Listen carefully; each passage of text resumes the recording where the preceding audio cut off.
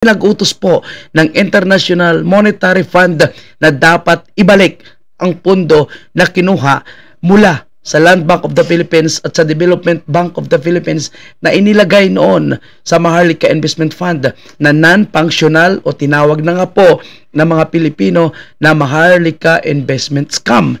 Dahil ang pangako na gagamitin ito for investment para kumita at magamit at mapunduhan ang mga proyektong panggobyerno, sa ngayon, ito po ay non-functional. Hindi po ito gumagana, hindi rin po ginamit ang pera na ipinasok ng iba't ibang GOCCs sa Maharlika Investment Fund. Isa na nga po dito ang pinapabalik na pera po ng Land Bank, pera po ng Development Bank of the Philippines, dahil posibleng ikakabagsak umano ito ng mga bangkong pagmamay-ari ng gobyerno kung hindi ito maibabalik. So napakarami po yung nangyayari ngayon sa budget.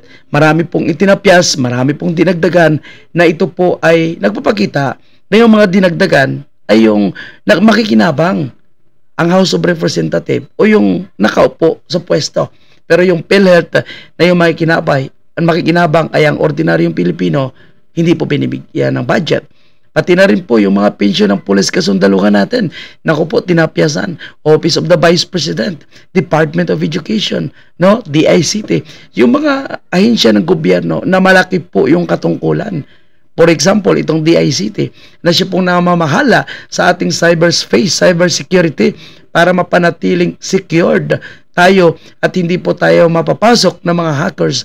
Pero ang pondo nila ay binawasan pa. So isa na nga po dito, yung mga pondo ngayon na dapat ibalik ng Maharlika Investment Fund dito po sa Land Bank at sa DBD. Ano po mangyayari sa ating bansa kung sakaling hindi ito maibabalik? Pakinggan natin mula sa isang UP professor, mga kababayan. Pagka ganitong nagsalita ng IMF, anong ibig sabihin yan? Well, Sir Charles, actually itong note ng IMF ay nagmula sa kanilang report. Actually mahaba itong report nila, 87 pages, ano, and minsan lang nila nabanggit yung Maharlika Investment Corporation. Pero kasi taon-taon kasi nagko-consult kasi yung IMF sa iba't ibang mga stakeholders, mga ekonomista, mga government officials tungkol sa estado ng ekonomiya. At yun nga, hindi kasi nawawala itong problema sa Maharlika Investment Fund. Maharlika Investment Scam. Kasi grabe, no, after 2 years minadali na aprobahan para magamit agad. Pero mukhang ito po ay isang experiment lamang at mukhang ito po ay ginamit para sa legalized na pagnanakaw, no? Imagine mo, kinuha mo po yung iba't ibang pera ng pagmamay-ari ng gobyernong mga korporasyon. Tapos, after 2 years, wala na. Hindi mo naman ginamit yung pera. Pinapalabas pa nila na dapat daw i-invest. Kaysa natutulog na lang ang pera. Ngayon, lalo nilang pinatulog o talagang naubos na. Kasi no. Na-transfer na ng kapital mula sa mga bangko ng gobyerno, tulad na nabanggit nyo, Land Bank at DBP, pero hanggang ngayon ay hindi pa nakakapag-invest. Kasi hindi pa yata maayos yung kanilang organizational structure. Grabe, no? 2 taon, hindi pa maayos yung kanilang organizational structure. Ang ginawa ni Marcos Jr. Wala pang mga official policies kung paano sila mag-invest. Pero nakasalalay yung capital noong mga bangko ng gobyerno na ito. Na importante sana para makapagpautang sila sa mga magsasaka, mangingisda, kooperatiba. Pero limitado na ngayon dahil ang pera, ang kanilang capital ay kinuha para sa Maharlika Investment Fund. Grabe po mga kababayan po natin. So ang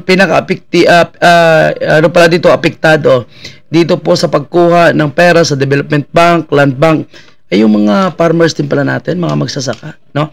Dahil hindi na po sila basta-basta makapag-loan, hindi na rin po basta-basta makapag-finance. For example, ang Land Bank, dahil kulang na po yung kanilang puhunan, ang kanilang pera na I think 62 billion or 50 billion kung hindi ako nagkamali, na supposed to be ay pwedeng ipautang sa ating mga farmers para mapaikot, magamit po sa kanilang pangangailangan pang-agrikultura, mapabilis po yung production, mapabilis po yung anihan, ibibili po ng mga magagandang klase po ng kagamitan or yung kanilang pananim.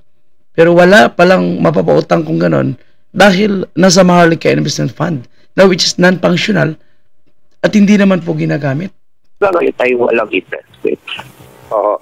Ang umangal nga rito si DBP Chairman Dante Tinga at pagkatapos daw kunin ni Noy Finance Secretary Benjamin Jokno yung pondo ng 35 billion ng DBP, sabi niya wala na kaming puhunan ngayon, wala na kaming popon. No, yun lang po mga kababayan po natin, no?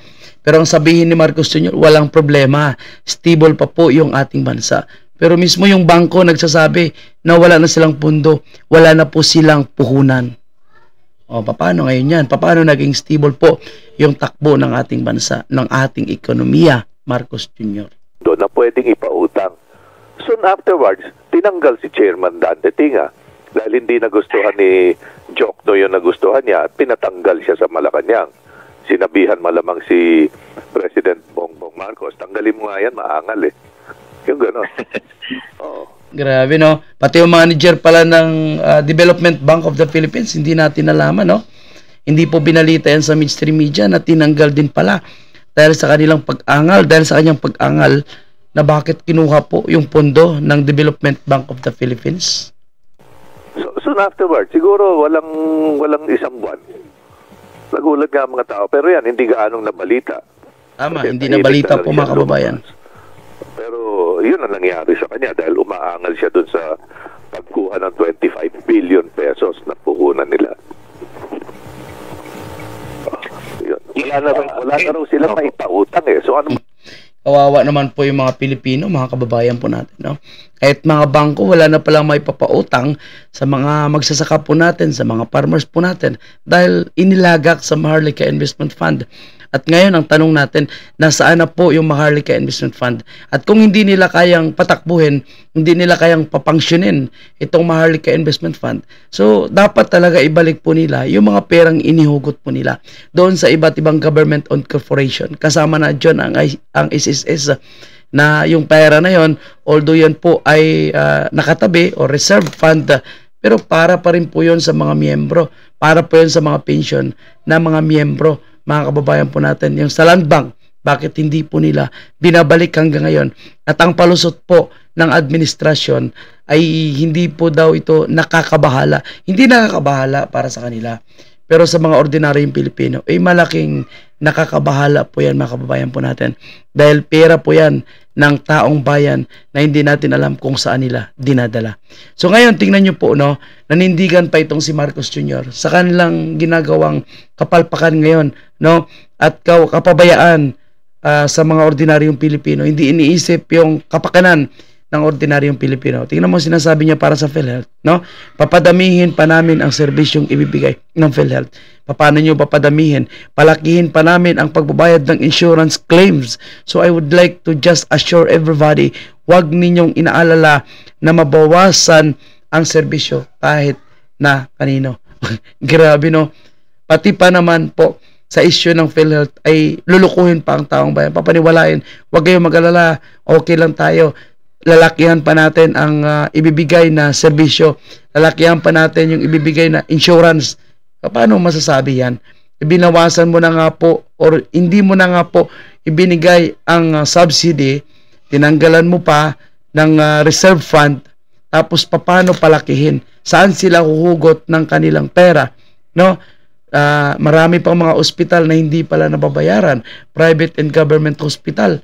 Tapos sasabihin mo, no, na kahit may subsidy, kahit walang subsidy, kahit anong contribution, all of this issue, hindi mababawasan ang serbisyo ng PhilHealth. Paano hindi mababawasan? Walang pondo.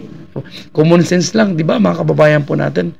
Anong ipagmamalaki mo na magiging kompleto pa rin ang serbisyo ng PhilHealth, no, kung walang pondo? So, same thing din po sa mga bangko na inutos po ng International Monetary Fund na ibalik ang kanilang pondo.